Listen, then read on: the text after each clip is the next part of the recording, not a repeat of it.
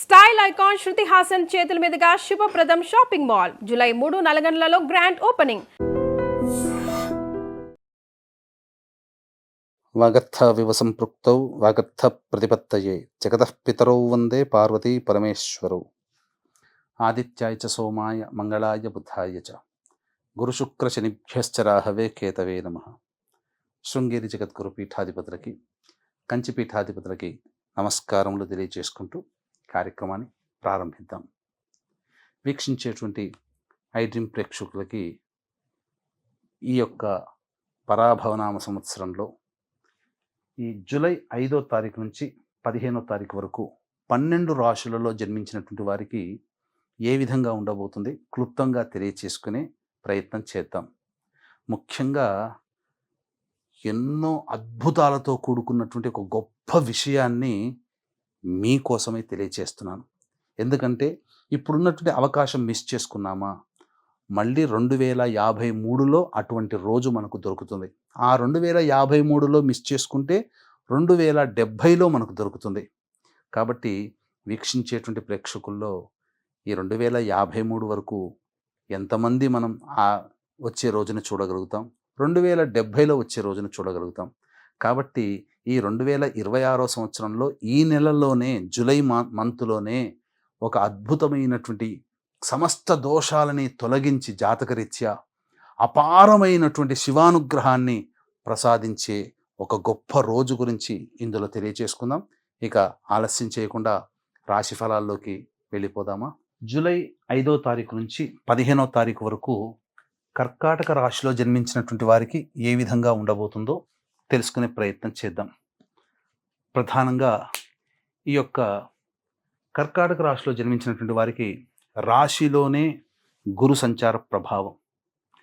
ఈ కారణం చేత ప్రధానంగా నేను గొప్ప, నాకు ఎదురు లేదు అనే అతి ఆత్మవిశ్వాసం కానీ, నన్నందరూ గౌరవించాలనే కోరిక, తపన ఎక్కువగా ఈ మధ్యకాలంలో మీ మనస్సులో పెరుగుతుంది. తప్పు లేదండి, అందరి చేత గౌరవించబడడం చాలా మంచిదే. కానీ అన్ని చోట్ల అది పనికిరాదు. కాబట్టి మనం ప్రధానంగా మన దగ్గర ఉన్నటువంటి జ్ఞానాన్ని ఇతరులకి పంచి తద్వారా గౌరవం పొందాలి. అనగా మీకు తెలిసిన ఏ విషయాన్నైనా కానీ మీరు 10 మందికి చెప్పి ఆ 10 మంది ద్వారా మీరు గౌరవ మర్యాదలు పొందే ప్రయత్నం చేయాలి తప్ప అందరూ మిమ్మల్ని వచ్చి ప్రయత్నం చేయాలన్న ఆలోచన మాత్రం విడనాడితే అద్భుతమైనటువంటి ఫలితాలు ఈ కర్కాటక రాశిలో జన్మించినటువంటి వాళ్ళు పొందుతారు. ఇది గుర్తుపెట్టుకోండి. ఇక రాశిలోనే బుధ సంచారము 7వ తారీఖు వరకు, అలాగే 7వ తారీఖు నుంచి బుధుడు మిథున రాశిలో సంచారం చేస్తుంటాడు. ఈ కారణం చేత ఇతరుల వల్ల సమస్యలు ఎక్కువగా వస్తాయి. సోదర సోదరీమణుల వల్లనే ఎక్కువగా చికాకులు పెరుగుతాయి. నమ్మకస్తులు, పరిచయస్తులు మోసం చేసే అవకాశం గోచరమవుతుంది. కాబట్టి ఎక్కువగా ప్రధానంగా డబ్బు విషయంలో మీరు జాగ్రత్తలు పాటించాలి. ఎవరికి డబ్బులు అప్పుగా ఇవ్వకండి, డబ్బు అప్పుగా తీసుకోకండి, మీకు అనుకూలత లేదు. ఇక శుక్రుడు అనుకూలంగా ఉన్నాడు. ద్వితీయ స్థానం సంచార ప్రభావం వలన ఈ యొక్క కర్కాటక రాశిలో జన్మించినటువంటి వాళ్ళకి దాంపత్య సౌఖ్య జీవనం బాగుంటుంది. కుటుంబంలో ఆనందంగా జీవిస్తారు. విలువైన వస్తువులు, ఆభరణాలు, దుస్తులు కొనుగోలు చేస్తారు. అన్ని విధాలుగా దాంపత్య జీవితంతో పాటుగా ప్రేమికుల మధ్య కూడా మంచి అనురాగమైన ప్రేమతో కూడుకున్న జీవితం కూడా ఉంటుంది. చక్కగా సౌఖ్యవంతమైన జీవితాన్ని పొందుతారు. అయితే ఈ అష్టమ రాహు ప్రభావం కొంత అనారోగ్య సూచనలు కలగజేయడం, విషజ్వరాల పాలిన పడడం అనేటువంటిది జరుగుతుంది. కాబట్టి జాగ్రత్తలు పాటించండి. శని 9వ స్థానంలో సంచారం చేస్తూ ప్రధానంగా ఈ యొక్క సంబంధించినటువంటి స్థితిగతులు, అనగా సాధారణమైనటువంటి ఇబ్బందులే ఎక్కువగా శని ప్రభావంలో కలుగుతాయి. అనగా కింది స్థాయి వాళ్ళు సహాయ సహకారాలు అందించకపోవడం లాంటివి జరుగుతాయి. కానీ లాభమందు కుజుడు అద్భుతమైనటువంటి విషయం. సంతానం, మీ యొక్క సంతానము పేరు ప్రతిష్టలు పొందడం అనేటువంటిది కర్కాటక రాశి వారిలో జన్మించిన వాళ్ళకి కలుగుతుంది. ప్రతిభ కనుబరుస్తారు సంతానం, తద్వారా మీకు పేరు ప్రఖ్యాతులు సంతానం వల్ల కలుగుతాయి. ఇక వ్యయస్థానంలో రవి బుధుల యొక్క సంచార ప్రభావం, ఇది అనుకూలత కాదు. ప్రభుత్వ పరంగా చలాన్లు కానీ, ట్యాక్సులు కానీ కట్టాల్సినటువంటి పరిస్థితి కర్కాటక రాశి వారికి ఏర్పడుతుంది. కాబట్టి జాగ్రత్తలు పాటించండి. ముఖ్యంగా విద్యార్థులు బాగా కష్టపడితే తప్ప ఫలితాలు పొందలేనటువంటి పరిస్థితి. కావున బాగా కష్టపడి ప్రయత్నం చేయండి, దైవానుగ్రహాన్ని పొందే ప్రయత్నం చేయండి.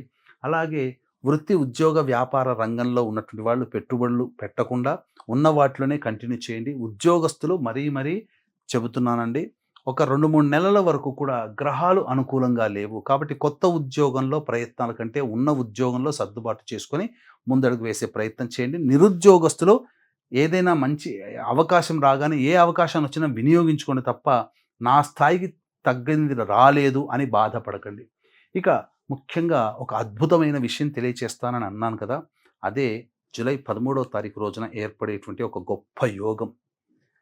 విశ్వవ్యాప్తముగా అపారమైనటువంటి శివానుగ్రహం పొందే అవకాశం ఆ రోజు ఉంటుంది. ఆ రోజు సోమవారం, ఆరుద్ర నక్షత్రం, కృష్ణ చతుర్దశి తిథి, అమావాస్యతో కూడుకుంది. ఇది చాలా అద్భుతమైన యోగం. ఇది 100 శివరాత్రులతో సమానమైన బలాన్ని కలిగి ఉంటుంది, యోగాన్ని కలిగి ఉంటుంది. దీనినే మహాశైవాఖ్య యోగంగా చెప్పబడి ఉంది.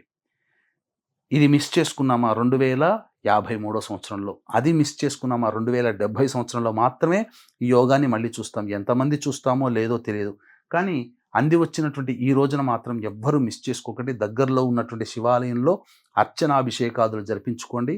ఇది మంచి రోజు కాబట్టే, అద్భుతమైనటువంటి యోగము కలుగుతుంది కాబట్టి దీన్ని దృష్టిలో పెట్టుకొని మన పీఠమాధ్వర్యంలో అరుణాచల క్షేత్రంలో కానీ, శ్రీకాళహస్తీశ్వర క్షేత్రంలో కానీ మీ జాతకరీత్యా కలుగు విద్య, వివాహ, ఉద్యోగ, దాంపత్య, అనారోగ్య సమస్యల నివారణకి, అలాగే మేష, మిథున, కర్కాటక, సింహ, కన్య, వృశ్చిక, ధనస్సు, కుంభ, మీన రాశిలో జన్మించినటువంటి వారికి శనీశ్వర హోమంతో పాటుగా నవగ్రహాల యొక్క అనుగ్రహం సంపూర్ణంగా ఉండడం కోసం నవగ్రహ పాశుపత హోమం, ఆరోగ్యం కోసం మృత్యుంజయ హోమం, సమస్యల నివారణకి సుదర్శన హోమము, సరస్వతి అనుగ్రహ ప్రాప్తి కోసం, విద్యార్థుల కోసం సరస్వతి దక్షిణామూర్తి హోమాదులు జరిపించి కరుంగలిమాల ఇవ్వడం జరుగుతుంది. అవకాశం ఉన్నటువంటి వాళ్ళు వీలైనంత త్వరగా ఈ కార్యక్రమంలో నమోదు చేసుకునే ప్రయత్నం చేయండి. కేవలం 54 మందికి మాత్రమే అవకాశం ఉంది. అలాగే జూలై 13వ తేదీ 4 గంటలకి కార్యక్రమం ప్రారంభమవుతుంది కాబట్టి 3 గంటల లోపల మీ గోత్రనామాదులు నమోదు చేసుకోవచ్చు. ఇక గమనించుకున్నట్లయితే తేదీ రోజుల వారీగా మనం చెప్పుకోదలిస్తే 5, 6 తేదీల్లో ఆరోగ్యం పట్ల శ్రద్ధ వహించాలి. ఖర్చులు అధికంగా ఉంటాయి, మానసిక ప్రశాంతత లోపిస్తుంది, ఏ నిర్ణయం తీసుకోలేకపోతారు. 7, 8 తేదీలో గనక గమనించుకున్నట్లయితే ప్రధానంగా న్యాయ సంబంధమైన విషయాలు చర్చకు వస్తాయి, ఆస్తి తగాదాలు చర్చకు వస్తాయి. అలాగే మీ సంతానం పట్ల ఖర్చులు ఎక్కువగా అవుతాయి, సమస్యలు, సంతానంతో విభేదాలు ఎక్కువగా అవుతాయి. కాబట్టి జాగ్రత్తలు పాటించండి, మీ ఆరోగ్యం పట్ల శ్రద్ధ వహించాలి. ఇక 9, 10, 11, 12 ఈ తేదీలలో చేస్తున్నటువంటి వృత్తి, ఉద్యోగ, వ్యాపారాలలో ఊహించని విధంగా లాభసాటిగా ఉంటుంది, పేరు ప్రఖ్యాతులు పెరుగుతాయి, ఖర్చు కంటే ఆదాయం ఎక్కువగా ఉంటుంది, అన్ని సమస్యల్ని పరిష్కరించుకోగలుగుతారు, సంతోషంగా గడుపుతారు. 13, 14 తేదీల్లో మాత్రం ప్రభుత్వపరమైనటువంటి చలాన్లు కట్టే అవకాశం ఉంటుంది. అలాగే ప్రధానంగా ఖర్చులు అధికంగా ఉంటాయి, ఊహించిన దానికంటే ఎక్కువ సమస్యలు ఎదుర్కోవాల్సి వస్తుంది, అనవసరమైన ప్రయాణాలు ఉంటాయని చెప్పవచ్చు. 15వ తారీఖు రోజున మాత్రం పెండింగ్లో ఉన్నటువంటి పనులని పూర్తి చేసుకుంటారు. అలాగే విందులు, వినోదాలు కుటుంబ సభ్యులతో పాల్గొంటారు, పాత మిత్రులను కలుసుకునే అవకాశం గోచరమవుతుంది.